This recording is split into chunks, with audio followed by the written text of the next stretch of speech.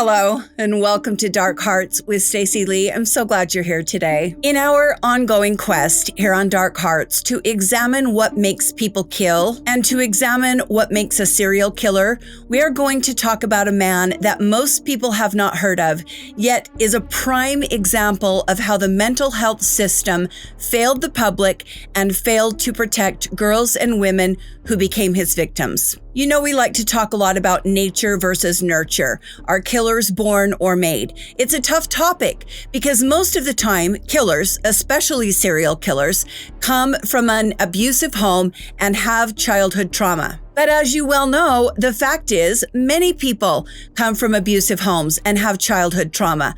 Many people do not go on to become killers or specifically serial killers. This is why the discussion is so fascinating to many of us. What is it about certain men, usually men, not always, that come from homes much like many people do, that makes them so different from men who grow up like they do? You know, I rebuff the notion that men are inherently violent just because they are men. Are most violent offenders men? Yes. Are men more violent than women by nature? Yes. But that does not mean all men are violent. And by the same token, it means that being male is not an excuse for being violent. That's proven by the fact that so many men are not violent. The killer we're talking about today has many of the elements present in the lives we see of men who go on to kill later in life.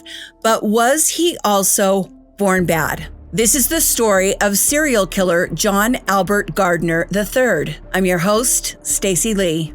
Let's begin.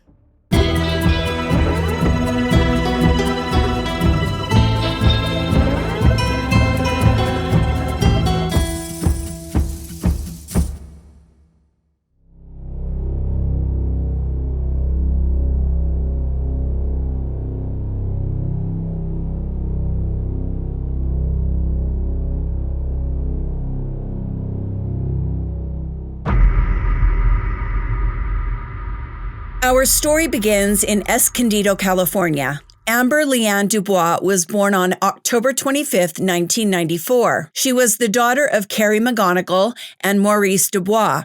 Amber was an intelligent, independent, and caring young girl with a deep love for animals, particularly wolves. Amber was known for her passion for reading and writing, and she dreamed of working in animal conservation. Amber was a freshman at Escondido High School. She was actively involved in school activities and had recently joined the FFA. If you're not from a little town like I am, that is the Future Farmers of America. On February 13th, 2009, Amber got up and she was excited because that day she was going to be purchasing a lamb for her FFA project, and it's something she had been anticipating for months. Amber would never get to purchase her lamb. Amber would never get to fulfill any of her dreams. She walked out of her house on the morning of the 13th, and she never went home. Amber left her home around 7:10 a.m. to walk to Escondido High School. She was carrying a check from her family to buy the lamb for her FFA project. She usually walked to school alone, and that's the routine that she followed pretty much every day. However, she never arrived at school on this day. Amber was not known to skip school, and so her teachers became concerned. I almost said sloughed school. Back in my day, we didn't say skip school. We called it sloughing. I have no idea where that came from. Is that what you guys called it? Or is that a regional Utah thing? We didn't skip school. We sloughed. And every time I tell one of these stories where the kids skip school, I have to stop myself from saying sloughed. When school officials informed Amber's parents that she had not attended any classes that day, they immediately contacted the police. A large-scale search began involving law enforcement, volunteers, and Amber's family. Posters were distributed, and Amber's disappearance was widely publicized. More than 400 volunteers gathered to begin combing 200 square miles of the countryside on foot. At the time Amber disappeared, her parents were living apart. Carrie McGonigal was living with a man named Dave Cave. Amber's father, Mo, joined his ex-wife and her boyfriend in leading the search. Amber was living with her mother, Carrie, and Carrie's boyfriend, Dave, at the time. And Dave loved Amber. He said, Amber lived at my house. I came home to her every day. She was my daughter. She's my baby girl. Amber's father, Mo, said that Amber liked to tease her dad, especially about his receding hairline. Her mom said Amber loved to read. She wasn't into makeup and girl drama. She was a bookworm. Now, Amber had been seen by two different neighbors walking to school. She was walking by herself when she was seen by the first neighbor, but when she was seen by the second neighbor, there was a man standing next to her. The search continued all day, and then sadly for a week, and then a month, and then a year. The police looked into the family. They found nothing. All of the adults in the family genuinely loved Amber, and so did her siblings. Now, the cops did zero in on Dave Cave, being the new boyfriend in the situation. Dave was interrogated over and over. He took 8 polygraph tests. You know, I'm not a big believer in the polygraph test because we see it fail so often, but I think if someone's willing to take 8 polygraphs, you could probably move on. Dave said he didn't care. He would take as many polygraphs as they wanted. He would be involved as much as they wanted to. He just wanted to find out what happened to Amber. The police were so convinced that Dave was involved, and Carrie, his girlfriend, Amber's mother, started having some thoughts. Carrie packed up and moved out, taking her daughter with Dave, Allison, with her. Carrie said, well, the police seem to be convinced that Dave is responsible for Amber's disappearance, and she felt she had to protect her other daughter. Amber's father, Mo, lost his job because he kept missing work to look for his daughter. He spent all of his savings hiring searchers. 6 months after Amber's disappearance, Carrie hired a team of live scent search dogs to retrace Amber's steps from the day she disappeared, and they found nothing. On the 1-year anniversary of Amber's disappearance, the family held a walkathon to raise money for future search efforts. Days after this anniversary and event, a friend walked into Carrie's house and said, Carrie, there's another girl missing. She's 17. Her name is Chelsea. It had happened again. On February 25th, 2010, 17-year-old Chelsea King was jogging in Rancho Bernardo Community Park, which is in San Diego. Chelsea never came home. Her parents reported her missing almost immediately. By the next morning, hundreds of volunteers, including Amber's family, joined the search. So now Amber's family is helping look not only for their own daughter, but for someone else's missing daughter. 3,000 flyers were printed and handed out, alerting the public that another girl had gone missing. Amber's family wanted to support Chelsea's family in the best way they could, and I find that touching. I can't think too much about it because it is a club I never want to be a part of. It is a club no mother, no parent wants to be a part of. As the volunteers were searching, the police found a clue. Near a running trail in Rancho Bernardo Community Park, a pair of women's underwear along with a pair of socks was found. The items were collected and rushed to a lab for DNA testing. 72 hours later, the police made a shocking announcement. Not only were the results of the DNA testing back, but the police had already arrested a suspect. The DNA on Chelsea's underwear led investigators to this man, John Albert Gardner III. Now, I'm going to need you to take a deep breath with me here because what we find out next is going to enrage you. Police covertly gather around a restaurant in Escondido, preparing to arrest a customer inside. They know he is dangerous and they are taking precautions. As John Albert Gardner comes out of the restaurant, he is swarmed by police, put in handcuffs, he is arrested and taken into custody. The public is informed that Chelsea King's suspected abductor has been arrested, and there is some hope that she might be found alive, but that hope quickly fades after the police talk to Gardner. Days after John Albert Gardner's arrest, Chelsea King's body was found on March 2nd, 2010 in a shallow grave 10 feet from the shore of Lake Hodges in San Diego. They were doing a search for Chelsea when she was found. Sniffer dogs and drones were used to search the area, and that led them to the discovery. Police begin to look into the history of their killer and What they find is outrageous. Let's talk about this guy. John Albert Gardner was born in April of 1979 in Culver City, California. His parents divorced when he was 6, leading to frequent relocations. John's mother, Kathy Osborne, was a psychiatric nurse, while his father is described as an abusive alcoholic. At just 6 years old, John Albert Gardner was placed on psychiatric medication after people witnessed serious behavioral and emotional issues. Now, I have to put this in context a little bit. This guy isn't much younger than I am. When I was a little kid, you didn't even know about psychiatric medication. We didn't put people on medications like that. So to have a 6-year-old placed on psychiatric meds during that era, the late 1970s, that is something I don't know, maybe I'm just too old to get it. And I did grow up in a very rural area. This is California. They're more progressive.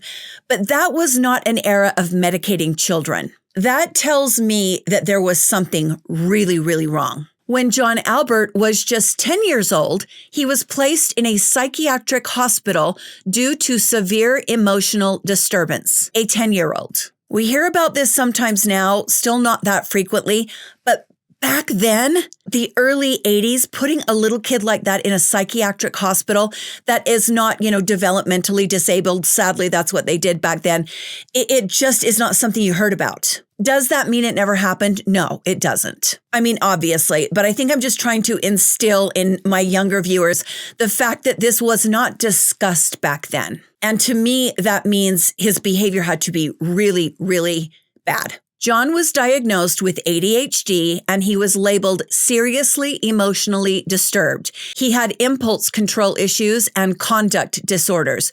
Reports indicated that he had difficulty managing his anger.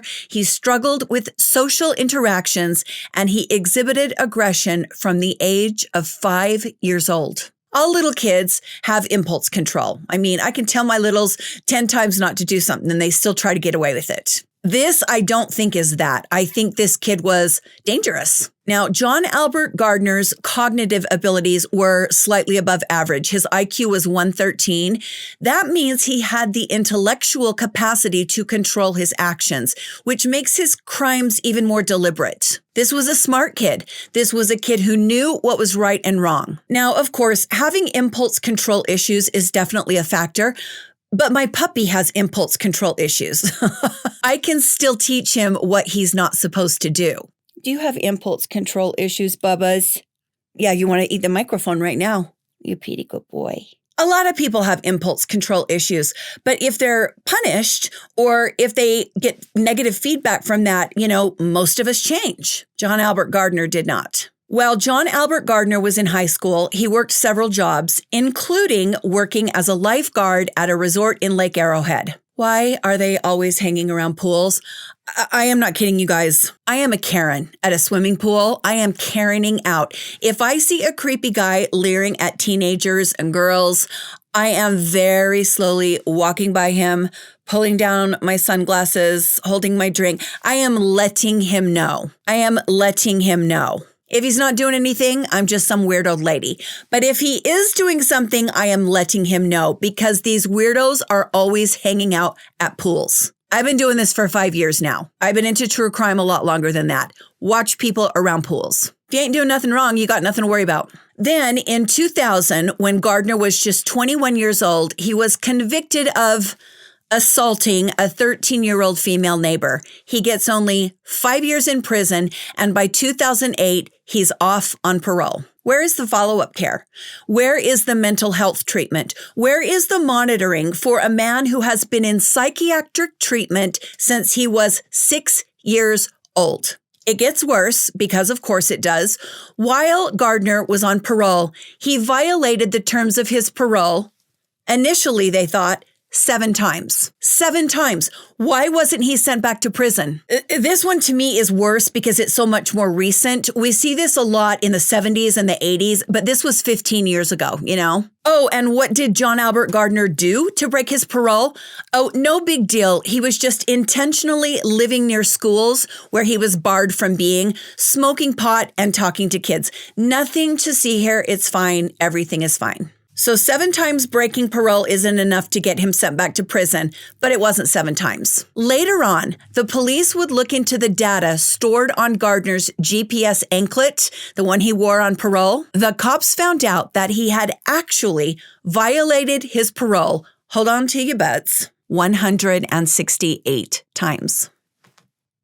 168 times. The GPS data on the prison anklet proved that Gardner spent time hanging around schools, around daycares, and around the prison where he was delivering contraband to other prisoners. And he was also hanging out in remote locations. So that's unbelievable. What is the ankle bracelet even for? Why even have them? What is the point of the monitoring bracelet if they're not going to check the data? We got all this money to round up this group over here or this group over here, but we don't have the money to hire people to do their job and watch the people that we know for a fact are dangerous when they're on parole. We do so much shit backwards, you guys. It is, okay, I'm not going to go off on a tangent today. John Albert Gardner III had only been out of prison for months when Amber Dubois disappeared. You know, if we had only known, if only we had some prior indication that this man was dangerous, he could have been stopped, you know. No. They knew. Everyone knew this guy was a maniac and nothing was done.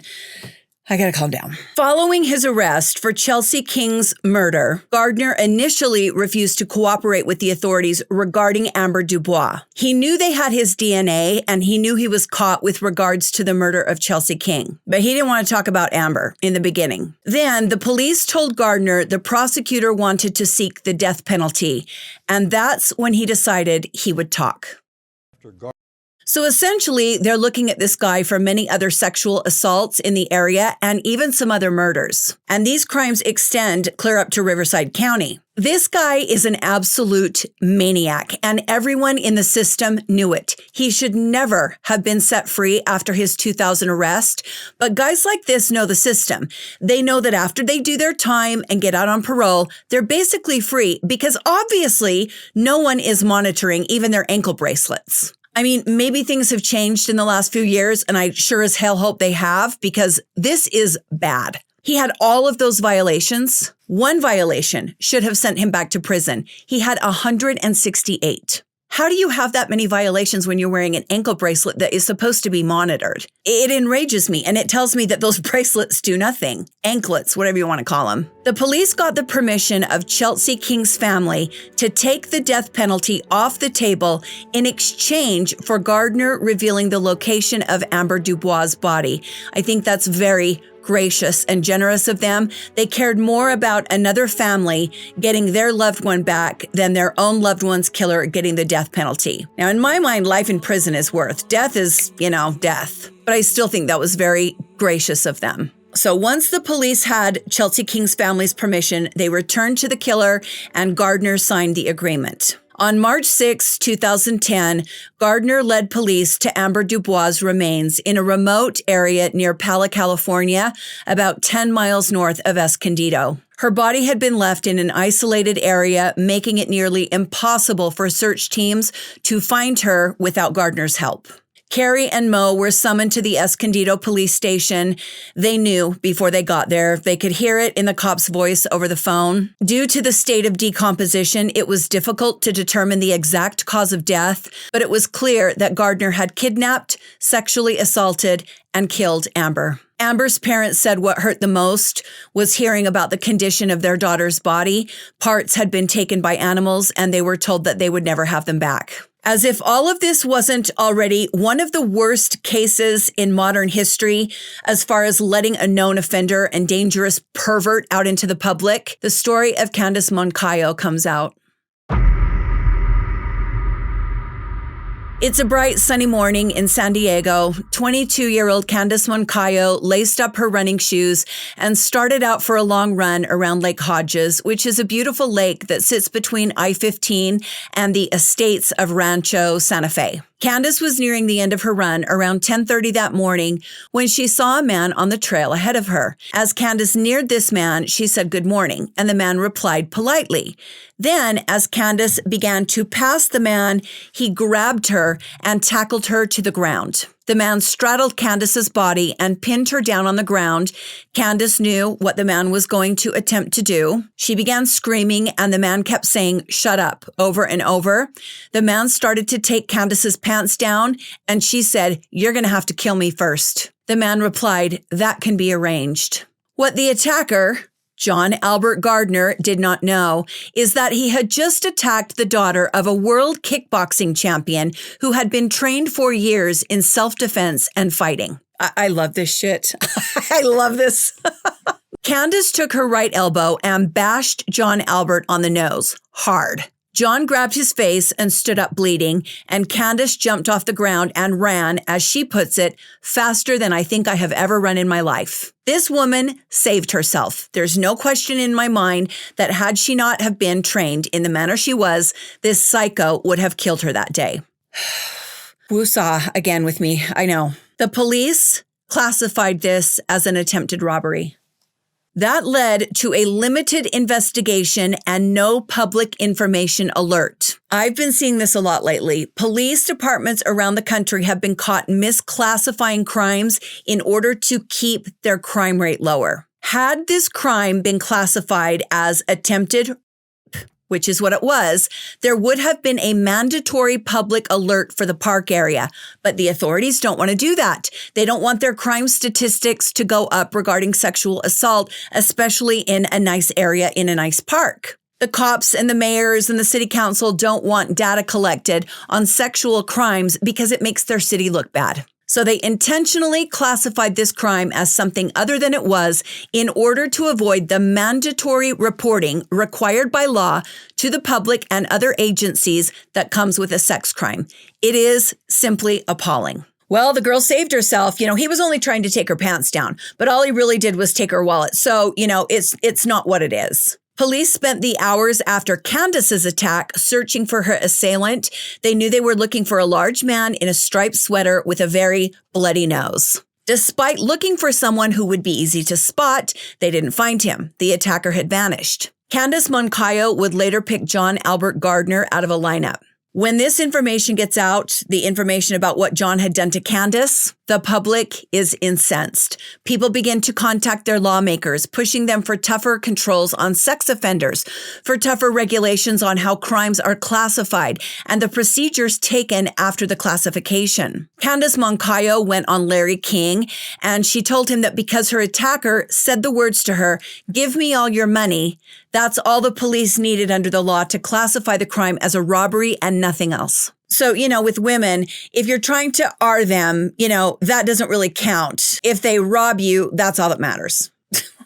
I can't sometimes. On Candice's crime, the police continued to insist that Gardner did not accomplish what he wanted with Candice in a sexual manner, and so the crime was just a robbery, and that is laughable to me. Dave Cave, the boyfriend of Amber's mom, later told the press, he should not have been on the street, meaning Gardner. He didn't belong on the street. You're speaking for all of us, Dave. Dave is also hurt, and his life has been changed because Carrie moved out. I don't know what ended up happening between the two of them, but this is such a great example of how the ripple effects of these crimes hurt so many more people than the actual victim. Of course, the victim is what we should be focused on, but these people hurt so many more people. John Albert Gardner went before a judge, and on April 16th, 2010, he pled guilty to the murders of Amber Dubois and Chelsea King. In exchange for his confession and leading authorities to Amber's remains, Albert avoided the death penalty. On May 14th, 2010, Gardner was sentenced to life in prison without the possibility of parole. Amitha Sharma joins me from the KPBS News Center.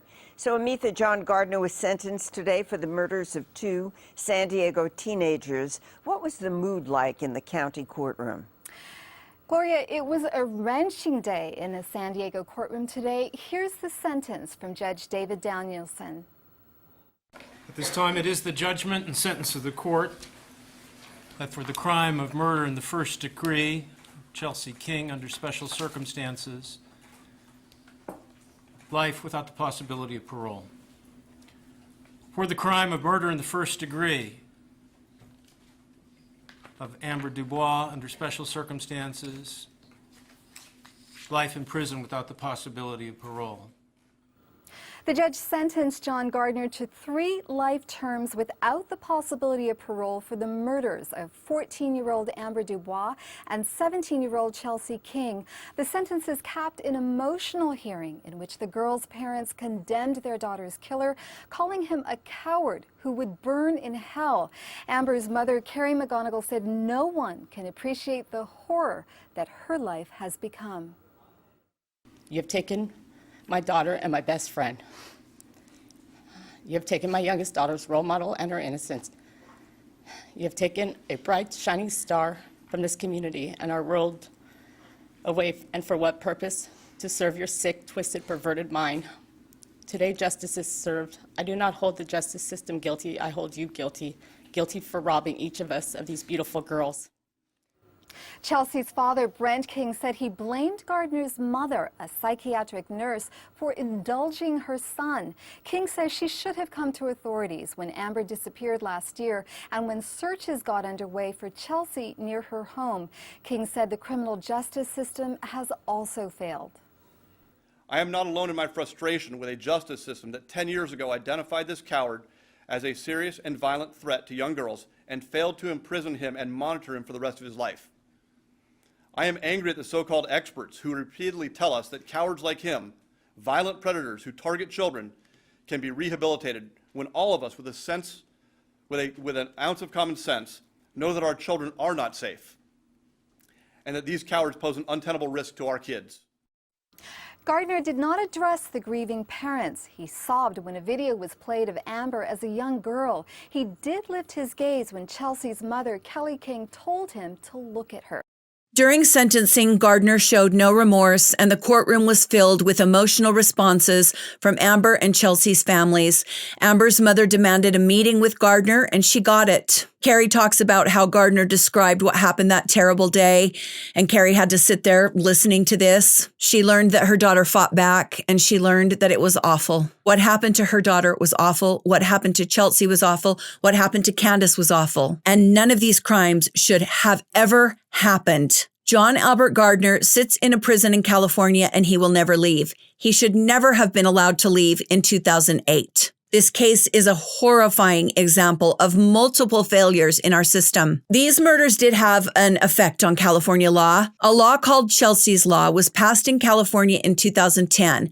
This law strengthened penalties for violent sex offenders, including life sentences without parole for offenders who commit violent sex crimes against minors, stricter monitoring of convicted sex offenders after release, tougher parole conditions for sex offenders. I mean, that just all kind of sounds like something we shouldn't have to make new laws for, you know? Amber's mother, Carrie McGonigal, became an advocate for missing children and founded Team Amber Rescue, a nonprofit organization that helps search for missing children.